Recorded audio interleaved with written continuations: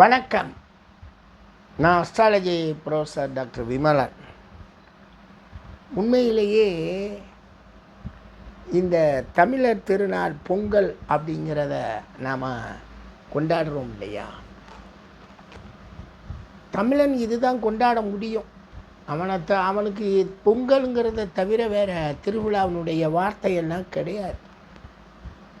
நீங்கள் பார்த்தீங்கன்னா மெட்ராஸை விட்டுருங்க, அது மெட்ராஸுங்கிற அந்த வார்த்தையை மதரசா அப்படிங்கிற அந்த பள்ளி மண்ணடியில் நடத்திக்கிட்டு இருப்பாங்க. மதரசா அதனுடைய அடிப்படையில் தான் அது மெட்ராஸ் ஆனது. அப்புறம் சென்னப்பன் நாயக்கன்னு என்னென்னமோ வச்சுக்குவாங்க. அது என்னமோ போய் தொலையுது. அங்கெல்லாம் உங்களுக்கு பாரம்பரியம் அமைப்பெல்லாம் அங்கே கிடையாது. ஏன்னா அது உருவாக்கப்பட்ட அனைத்து தமிழர்களும் அங்கே போய் உட்காந்துக்கிட்டு உருவாக்கின ஒரு பலவற்றையான ஊர் அது சென்னை. அற்புதமான ஊர்.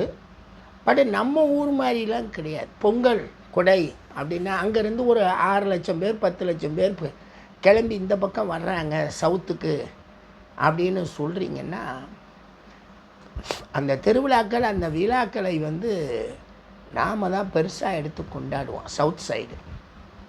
அதில் உங்கள் ஊர் பொங்கல் எங்கள் ஊர் பொங்கல் அப்படின்லாம் சொல்லுவாங்க. பொங்கலுக்கு நான் வந்துடுறேங்க அப்படின்வாங்க. பொங்கல்னால் அவங்க ஊர் பொங்கல் விழா. அது ஒரு காமனான ஒரு பொங்கல் விழா. தமிழர் திருநாள்னு சொல்லிக்கிடுவாங்க. தமிழர் திருநாளில் தை 1 தான் அந்த பொங்கல் அப்படிங்கிறதுங்கிறது இது அறுவடை திருநாளாக, அதாவது தை திங்கள் அது ஒரு நல்லா பூராமே அன்றைய காலத்தில் அறுவடையெல்லாம் பண்ணி ஒரு மகிழ்ச்சியாக கொண்டாடுவோம்ன்றதுக்காக கொண்டாடக்கூடிய அது ஒரு திருநாள். அந்த திருநாள் கூட இந்த ஜோதிடத்தில் என்ன பண்ணியிருக்காங்க, 3 நாள் கரிநாள்னு போட்டிருக்காங்க. சார் அந்த கரிநாள் ஏன் போட்டாங்க, தனிய நாள் ஏன் போட்டாங்க, இதெல்லாம் எதுக்குமே காலும் கிடையாது தலையும் கிடையாது. இருக்கே தவிர இதனுடைய மூலம் சான்ஸ்கிரிட்டில் இருக்கலாம். பட் அந்த ஒர்க்கெல்லாம் யாரும் பண்ணலை. அந்த மாதிரியான ஒரு நூலோ அமைப்போ எங்ககிட்ட கிடையாது. அதை நாங்கள் ஒத்துக்கிட்டு தான் ஆகணும். ஏன்னா அறிவானந்தம்னு என் ஸ்டூடெண்ட்டு கேட்டார், இந்த மாதிரி சார் கரிநாளாக இருக்கே அன்றைக்கி 3 நாள் என்ன செய்கிறது, சாமி கும்பிடுங்க 3 நாளைக்கு.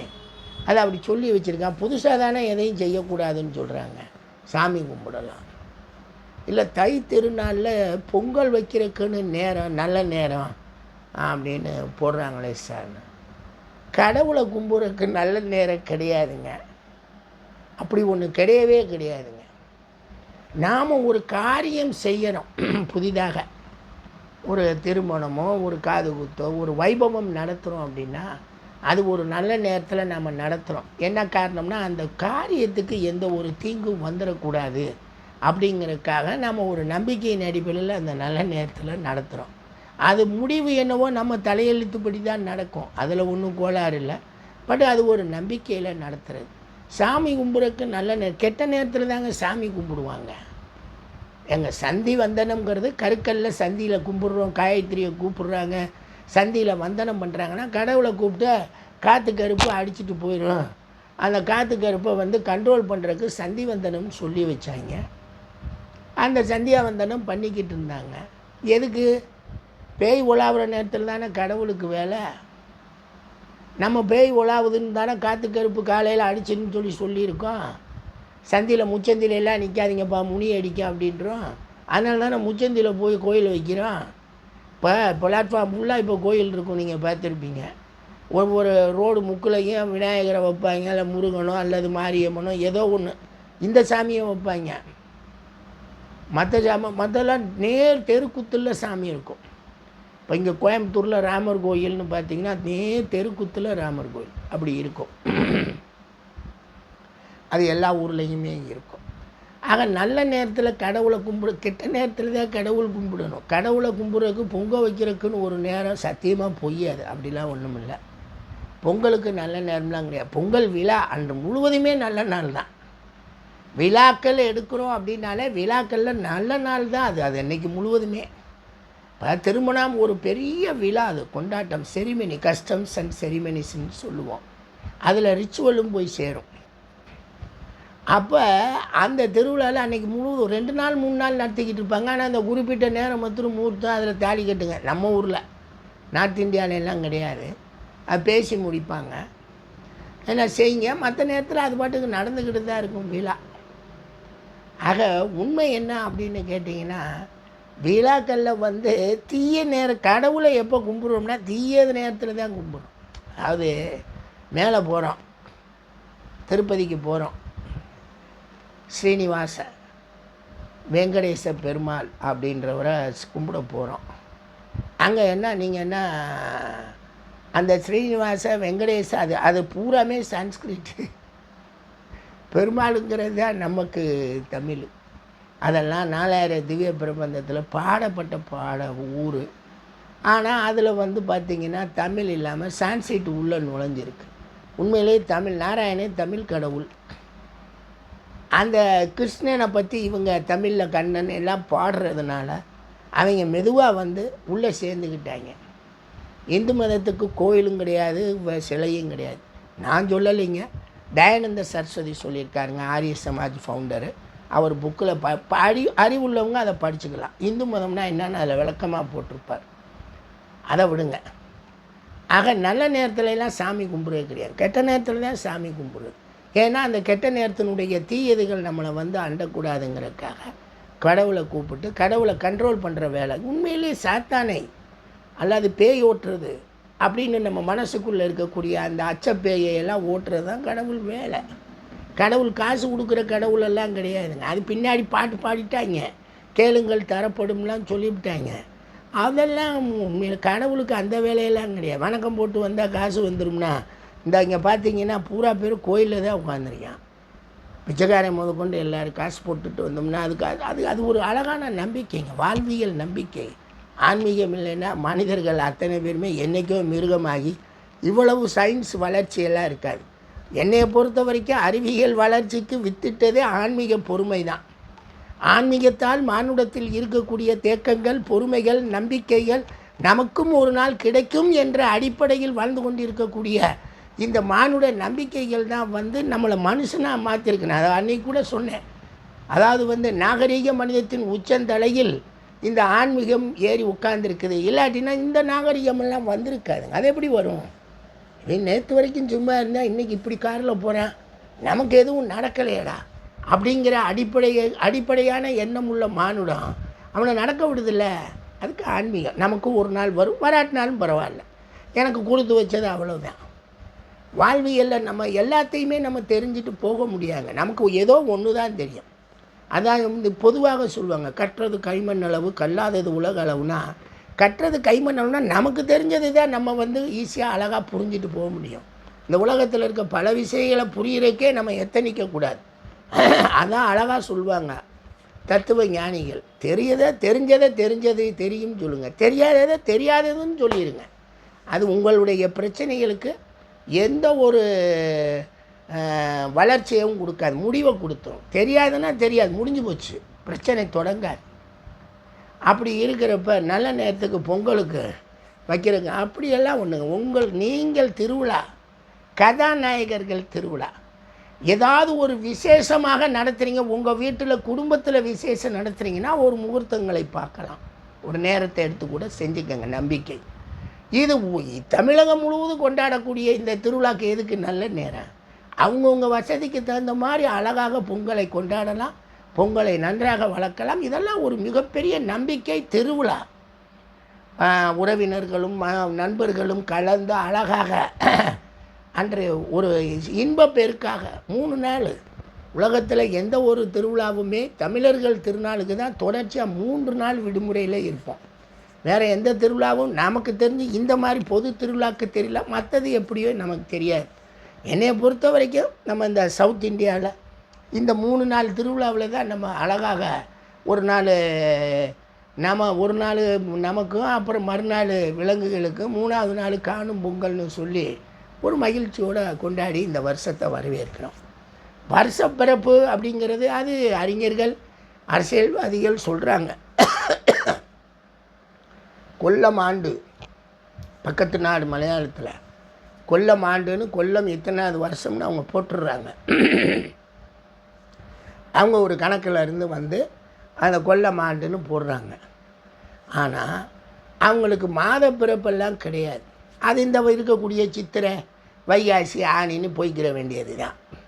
ஏற்கனவே இந்த பிரபாவதி 60 ஆண்டு சுற்றுலா போய்க்கலாம். அதே மாதிரி களி சுத்த தினம்னு தெலுங்கில் போடுவாங்க. தெலுங்கில் வந்து நாங்கள் களி சுத்த தினம் களி யுகாதி தான் எங்களுக்கு தொடக்கம்ன்றாங்க. ரைட்.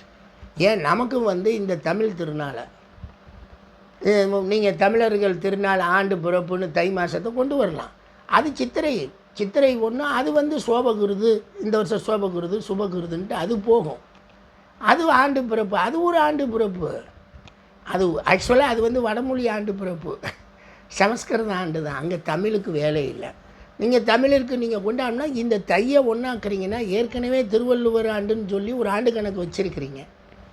அந்த ஆண்டு கணக்குப்படி இந்த தையை எடுக்க போகிறீங்களா, இல்லை தைக்கு தமிழர் திருநாள் தமிழர் ஆண்டு கொல்லம் ஆண்டுங்கிற மாதிரி தமிழர் ஆண்டு அப்படின்னு ஒன்று உருவாக்குங்க. யாராவது பெரிய அறிஞர்கள், தமிழுக்காக தொண்டு உழைத்தவர்கள், ஞானிகள் இருப்பாங்க பழைய ஆட்கள், அவங்களுடைய பிறப்பு நாளை கூட தொடக்கமாக வச்சு, ஏன்னா அந்த தொடக்கத்து நாளத்தில் இருந்து இன்றைக்கி அது எவ்வளவு நாளாக இருக்குது, இதுதான் தமிழர் ஆண்டு தொடக்கம் அப்படின்னு சொல்லுங்கள். அழகாக தமிழுக்கு கணக்கு வந்துடும்.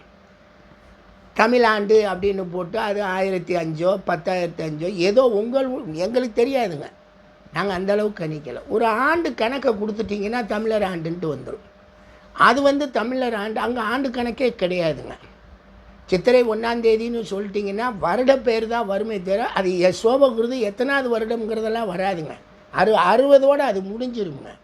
திரும்பி 60 வருஷம் கழித்து சோபகிருதுன்னு வந்துடும். அந்த கணக்கே வராது. கொல்லமாண்டு தொடங்கி போய்கிட்டே இருக்கும். பசலி ஆண்டு தொடங்கி போய்கிட்டே இருக்கும். திருவள்ளுவர் ஆண்டு தொடங்கி போய்கிட்டே இருக்கும். ஆக இந்த மாதிரி இருக்கக்கூடிய அடிப்படையில் அதுக்கு வளர்ந்துக்கிட்டே இருக்குமே தவிர அதுக்கு முடிவு கிடையாது. ஆனால் இந்த சமஸ்கிருத இந்த 60 வருஷ பிரபாவதி சுற்று 60 வருஷத்தோடு முடிஞ்சிடும். பழையபடி இன்னொரு சோபகிருது வந்துடும். எந்த சோபகிருதுன்னு கணக்கு போட முடியாது, எந்த தேதின்னு போட முடியாது. நம்மளுடைய இன்றைக்கி பொது கணக்காக நம்மளுடைய கிறித்தவ ஆண்டு கிடக்கு. இன்றைக்கி 2024 கிறித்தவ போப்பாண்டவர் உருவாக்கின ஆண்டுகள். அதை வச்சு நம்ம ஈஸியாக காலக்கணக்குகளை கணிச்சிட்டு இடமும் காலமும் இல்லைன்னா இந்த உலகம் இயங்கவே முடியாது. கற்பனையாக உருவாக்கப்பட்டது தான். எங்கே எப்படியுமே நம்மளாம் ஒரு கணிதத்தை வச்சு அழகாக போவோம். அந்த இடமும் காலமும் நமக்கு தேவை. ஒரு கடிதம் எழுதினாலும் எந்த இடத்துல எழுதணும், எத்தனாம் தேதி எழுதணும்னு காலத்தை கணிக்கிறோம். அந்த மாதிரி. அதனால் தயவு செய்து தமிழர் ஆண்டுன்னு சொல்கிறீங்கன்னா தமிழர் ஆண்டு யாராவது ஒருத்தர் பிறப்பு தமிழ் தொண்டர் ஆண்டு அதனுடைய தொடக்கத்துலேருந்து இன்றைக்கி என்ன ஆண்டுன்னு கணக்கு போட்டால் இந்த கணக்கும் வந்துடும். பொதுவாக சொல்லிட்டோம்னதுனால தான் தமிழர் ஆண்டு ஒரு ஆட்சி வந்தால் அது சித்திரைங்குது, இன்னொரு ஆட்சி வந்தால் இதை தையுங்குது. அதுக்கு ஒரு அழகான தமிழ் பண்டிட்டுகள் பெரிய ஆளுகள்லாம் இருக்காங்க. வச்சு ஒரு எதை தொடக்கமாக வச்சுக்குவோம் அப்படின்னு ஒரு கணக்கில் வந்துருச்சுன்னா, இப்போ கொல்லமாண்டு 1000 சில்லறைன்னு கணக்கில் வருதில்ல, அது மாதிரி கூட வைக்கலாம். வச்சா ரைட்டு. பட் அதே மாதிரி உங்களுக்கு இன்னொன்று சொல்கிறேன், இறைவனை வழிபடுவதற்கு நல்ல நேரம் தேவையில்லை. இறைவனை வழிபடுறதுக்கு உண்டான அமைப்பே தீய நேரம்தான். தீய நேரங்களில் இருக்கக்கூடிய அந்த காற்று கருப்புகளை கண்ட்ரோல் பண்ணுறதுக்கு தான் இறைவனை வழிபாடு பண்ணி கூப்பிட்டு அவருக்கு நன்றி சொல்லி கூப்பிட்டு இவரெல்லாம் கண்ட்ரோல் பண்ணணும்னு நம்ம சொல்கிறோம். அதுதான் வேண்டுதல். அது எந்த புக்காக இருந்தாலும் சரி, பன்னிரு திருமுறையாக இருந்தாலும் சரி, திவ்ய பிரபந்தமாக இருந்தாலும் சரி, எல்லாமே வந்து ஏன் அந்த சமஸ்கிருதம் நமக்கு தெரியாது. நம்மளாம் சமஸ்கிருதத்துக்கு நமக்கு சம்மந்தம் இல்லை. அந்த சமஸ்கிருதத்தில் இருக்கக்கூடிய அந்த ரிக்கு யஜுர் சாம அதர்வனம் அந்த அலைகள் பதிப்பகத்தில் போட்டிருக்கிற அந்த தமிழ் பதிப்பை நீங்கள் எடுத்து பாருங்கள். ஒரிஜினலாக அதெல்லாம் அவங்க சொன்னது தான் நமக்கு தெரியும். நமக்கு என்ன சமஸ்கிருதம் தெரியும்? அதில் பார்த்திங்கன்னா வேண்டுதல் தான் இருக்கும். எனக்கு அதை கொடு, இதை கண்ட்ரோல் பண்ணு, அதை கண்ட்ரோல் பண்ணுன்னு தான் வரும். எனவே இறைவனை கும்பிடுவதற்கு நல்ல நேரமெல்லாம் தேவையில்லை. எல்லா நேரத்துலையும் இறைவனை கும்பிடலாம். சீனிவாச பெருமாளை கும்பிட்றதுக்கு இரவுல எல்லாம் போகிறீங்க, இரவெல்லாம் கதவு திறக்கிறாங்க. எல்லாம் 24 மணி நேரமும் கதவு திறந்து வச்சுருக்காங்க மூடாமல். அப்போ எந்த நல்ல நேரத்தில் போய் நம்ம இறைவனை வேண்டுவோம்? அப்படியெல்லாம் இறைவனை வேண்டுவதற்கு ஒன்றும் நேருங்க. அவர் எல்லாமே எங்கும் நிறைந்திருக்கக்கூடிய தன்மையில் தான் ஆன்மீகம் சொல்லுது. அது எல்லா ஆன்மீகமும் சொல்லுது. நீங்கள் அறியாதவர் உங்கள் அருகில் இருக்கிறார். அது எல்லா ஆன்மீகமும் அதுக்கு பொதுவாக இருக்குது. அவங்கவுங்க நம்பிக்கையில் போகட்டும். ஆனால் நம்மளை பொறுத்த வரைக்கும் இறைவனை வழிபடுவதற்கோ அல்லது பொங்கல் வைக்கிறதுக்கெல்லாம் நல்ல நேரம்னா ஒன்றும் கிடையாது. எல்லா நேரமும் நமக்கு விழாக்களில் எல்லா நேரமுமே நல்ல நேரம். ஒரு நம்ம வீட்டில் ஒரு திருமணம் செய்கிறோம், அதுக்கு ஒரு நல்ல நேரம் பார்க்கணும். ஏன்னா கெடுத்து விட்டு போயிடுவாங்க எவனாவது. ஒரு நல்ல நேரம்னு ஒரு நம்பிக்கையை வச்சு செய்ய பார்க்கணும். அந்த குறிப்பிட்ட நேரத்தோடு அது வேலை முடிஞ்சிடும். அதுக்கப்புறம் அவன் தலையெழுத்து தான் ஓடும்.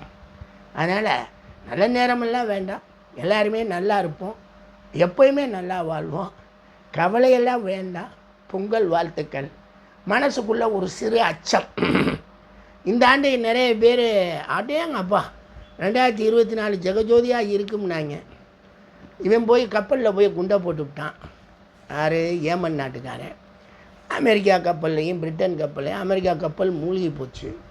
அவங்க 2 பேரும் என்ன செஞ்சுருக்காங்க, ஒரு 5-6 நாடு சேர்ந்து போய் ஏமன் தலைநகரம் சனாவில் போய் குண்டை போட்டிருக்காங்க. இது வளராமல் இருந்துட்டால் இந்த வருஷம் இன்னும் நல்லா இருக்கும். வளர்ந்துட்டால் யார் யார் என்னென்ன சின்ன பின்னப்பட போகிறோமோ. ஏன்னா 100 நாள் வாரிலேயே 100 நாள் முடிஞ்ச பின்னாடி இந்த கூத்தை பார்க்குறோம். அங்கே நடந்துக்கிட்டு இருக்கிற வாரி அப்படியே பெருகி போய் இங்கே வந்து நிற்கிது. இன்னும் 100 நாள் போச்சுன்னா என்ன மாதிரி எங்கேயாவது வளர்ந்துருச்சுன்னு வைங்க, பொருளாதாரத்தில் சிக்கலாயிடும். அப்புறம் 2024 பலன்கள் சொன்ன ஜோசியர்களை பூரா எல்லோரும் திட்டுவீங்க. நான் சொல்ல மாட்டேன், ஏன்னா அது பொய்ன்னு எனக்கு தெரியும். சொன்ன ஜோசியர்கள் பாவம் என்ன நினச்சி சொன்னாங்களோ, போர் வளர்ந்துருச்சு, வளர்ந்து குண்டு போட்டு விட்டாங்க, நில அதிர்வும் வந்துருச்சு, இன்னும் தான் மழை வேற பெய்யுது. மார்கழி மாதம் பார்க்காத மழையெல்லாம் பார்த்துக்கிட்டு இருக்கோம். வரட்டும், பார்ப்போம் இன்னும் என்னென்ன சீற்றங்கள் நமக்கு நடக்குதுன்னு பார்ப்போம். நன்றிங்க. பொங்கல் வாழ்த்துக்கள். எல்லோரும் நல்லா இருப்போம், நீங்களும் நல்லா இருப்பீங்க, மனிதர்களும் நல்லா இருப்பாங்க, உலகமும் நல்லா இருக்கட்டும். வாழ்த்துக்கள். நன்றி.